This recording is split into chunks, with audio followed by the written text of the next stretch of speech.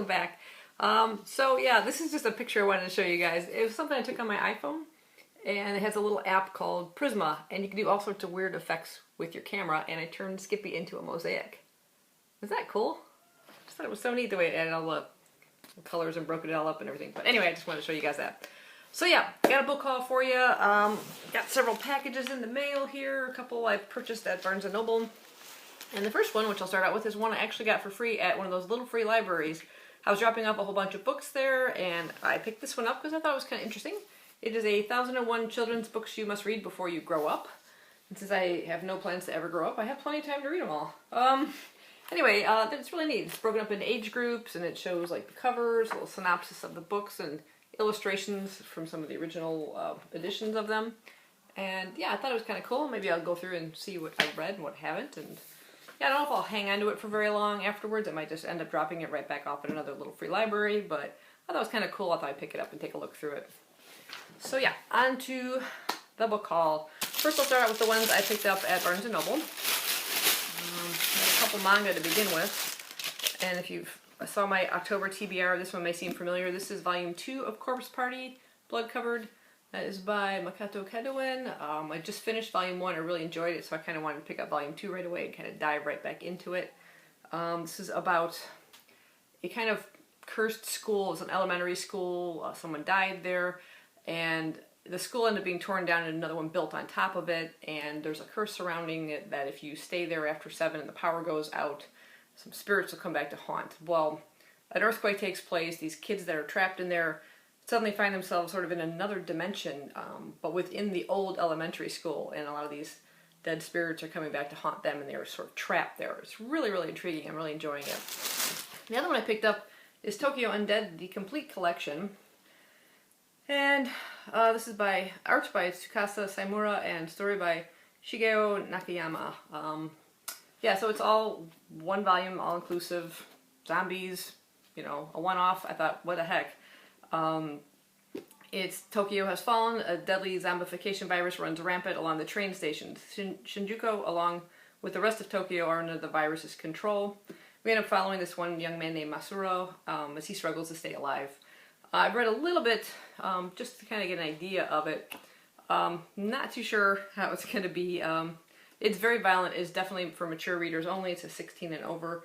There's even, I've already come across a bit of a rape scene in the beginning, which I was a little shocked, but in a way with these kinds of stories, it's not overly surprising, but it is definitely, like I said, for mature readers, and we'll see how that one goes. The next one was one I kept staring at for days, and I finally decided I had to pick it up. And this is the Explorers Guild, Volume 1. It's by John Baird and Kevin Costner with illustrations by Rick Ross. And yes, I did say Kevin Costner. That was a little surprising. But it's in this really nice floppy paperback, and it is sort of part text, part graphic novel. And it's got this old style to it. You see the pages are kind of, I would call it antique looked. And I'll go ahead and read the synopsis for you. It just sounded really good. The golden age of adventure returns in this action-packed, captivating tale that blends the bravura storytelling power of Kipling with the eye-catching appeal of a dazzling graphic novel. Behind the staid public rooms of an old-world gentleman's club operates a mysterious organization, the Explorers Guild, a clandestine group of adventurers who bravely journey to those places in which light gives way to shadow and reason is usurped by myth. As World War I rages, the Guild embarks on a quest to find Shambhala, the golden city of Buddhist myth. The search will take them from the polar north to the Mongolian deserts, through the underground canals of Asia, to deep inside the Himalayas, before the fabled city finally divulges its secrets and the globe-spanning journey plays out to its startling conclusion. Well, this one, it says it is volume 1, so apparently it's going to be a series they will continue with. It's just a beautifully made book, embossed cover and everything. There are, at the beginning of several chapters, there are also color illustrations, and sometimes full-page layouts of illustrations that just really, drew my eye in. It's not just like this graphic novel format of squares. It's got a little bit of everything going in there. It sounds like a really intriguing story. I kind of can't wait to dive into this one. Let's go ahead and dive into these.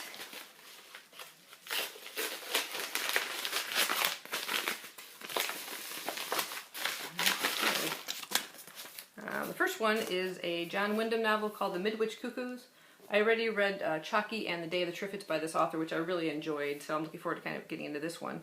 It's about a sleepy English village of Midwich. A mysterious silver object appears and all the inhabitants fall unconscious. A day later, the object is gone, everyone awakens unharmed, except that all the women in the village are discovered to be pregnant.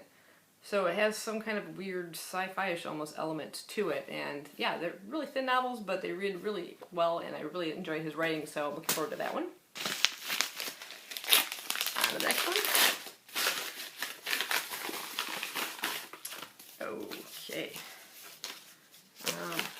This is a book by Susan Hill. It's The Traveling Bag and Other Ghostly Stories.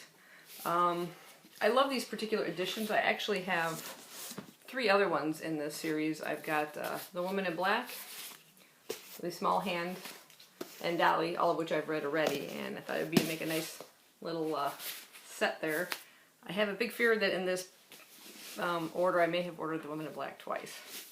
So we'll see. Keep my fingers crossed I didn't, but I think I did. I forgot I owned it. But yeah, not really big on short stories, but I do like Susan Hill's writing, so I'm intrigued and I will dive into that one. On to the next one.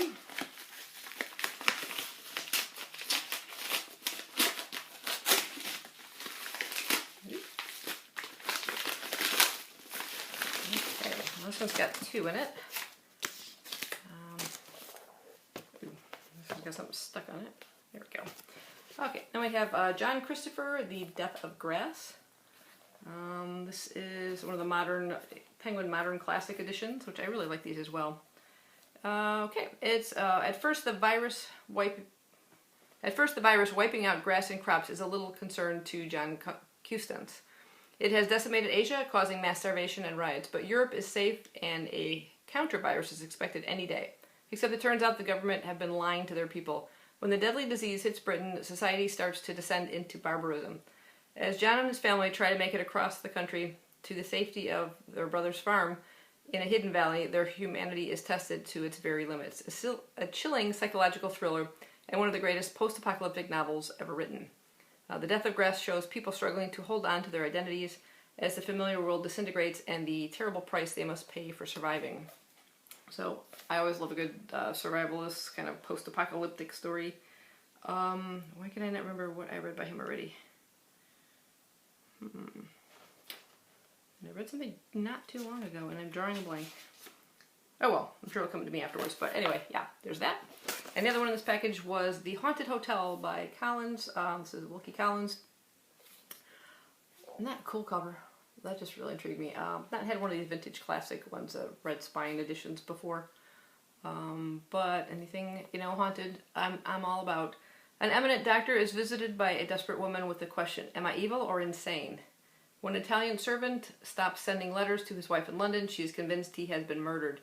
In the darkened bedroom of a moldering palazzo by the Grand Canal, an English lord sickens and suddenly dies. How are these little mysteries connected?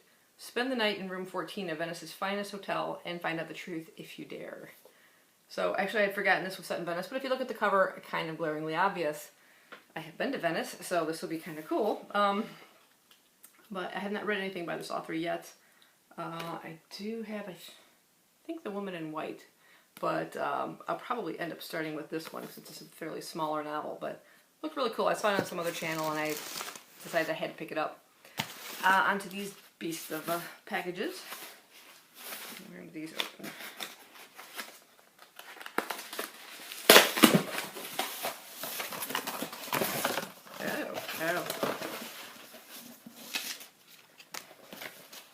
Oh, let's see. Interesting. Okay, not quite what I thought this was. Well, I do have another one it's not quite this size. It's this size.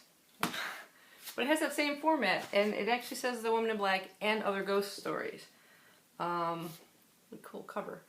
The thing I'll have to do, I guess, is to see what stories are included in this, and see if it duplicates some of the ones. Oh yeah. Yeah, okay, so you have The Woman in Black, Dolly. Oh great, I've got all these. So apparently these 3 books are in this book, along with Printer's Devil Court, which I've not heard of, and The Man in the Picture, which I have in a small size book like this, but not in the same series. So I picked up this book to get one short story. Depressing. Oh well. Yeah. There's that. Epic fail. Oh, hate when that happens. Okay, on to the last package. Let's see what we got here. What's that part of the haul? Those guys over there. Now, that's the... Hoping when it said that it was at least other stories that weren't ones I already owned. That would have been nice. Okay, and these three are all by Shirley Jackson, another author I'm very fond of. And yeah, they are all part of the Penguin Classic Editions. This is, which I don't think I actually own any. This is Shirley Jackson's The Bird's Nest. I'll just go ahead and read the backs of them because I don't even really remember what they were about. Elizabeth Richmond is a demure 23-year-old whittling her life away at a dull museum job, living with her neurotic aunt and subsisting off her dead mother's inheritance. When Elizabeth begins to suffer terrible migraines and backaches, Aunt Morgan takes her to see Dr. Wright, a psychologist with some unusual techniques. Slowly, and with Shirley Jackson's characteristic chill, we learn that Elizabeth is not just one girl, but four separate and competing self-destructive personalities. The Bird's Nest, her third novel, develops hallmarks of the horror master's most unsettling work: a tormenting heroine, a riveting familial mystery, and a disquieting view inside the human mind. So, yeah, multiple personality, sounded really intriguing. So far I've read We Have Lived in the Castle and The Haunting of Hill House. I think those are the only two I've read by her, but I definitely wanted to pick up more after reading those. I also have Hangs a Man, and this one is about 17-year-old Natalia Waite. She longs to escape home for college. Her father is a domineering and egotistical writer who keeps a tight rein over Natalie and her long-suffering mother. When Natalie finally does get away, however, college life doesn't bring the happiness she expected. She becomes infatuated with a married professor and feels lost and overwhelmed. Little by little, Natalia is no longer certain of anything, even where reality ends and her dark imaginings begin. Chilling and suspenseful, Hangs a Man is loosely based on the real-life disappearance of a Bennington College sophomore in 1946. So, interesting. So, part fiction, part fact. That'll be intriguing. Again, these are really small, really thin novels. This one is The Sundial. And before there was Hill House, there was Halloran Mansion of Jackson's stunningly creepy fourth novel, The Sundial. I might have to see if I can read these somewhat in order, at least what I have here that I haven't read already. When the Halloran clan gathers at the family home for a funeral, no one is surprised to see peculiar Aunt Fanny wander off into the garden. But she returns reporting an astonishing vision. Her late father has appeared to her and given the exact date of an imminent apocalypse, from which only the Hallorans and their hangers-on will be spared. Soon the family is engulfed in a growing madness, fear, and violence. Lost in machinations and belief in a coming paradise, they prepare for the terrible storm they are sure will bring this new world, beautiful and for them alone. So, that sounds intriguing. Yeah, so, let me gather this all up again. Yeah, I'm kind of disappointed in the Woman in Black one. It's a shame it ends up being sort of a bit of a duplicate there, but oops, one more, packages everywhere. So that is my book haul, minus the big 1001 children's books, which I'm not going to pick up. It's just too heavy, even on its own. But yeah, if you guys have read any of these, let me know what you thought of them. And yeah, or if any of them sound intriguing to you, think you might pick them up. And I'll see you guys next time. Bye-bye. Wait, I got them all. I forgot these two as well. So that's the entire book haul. Bye, guys.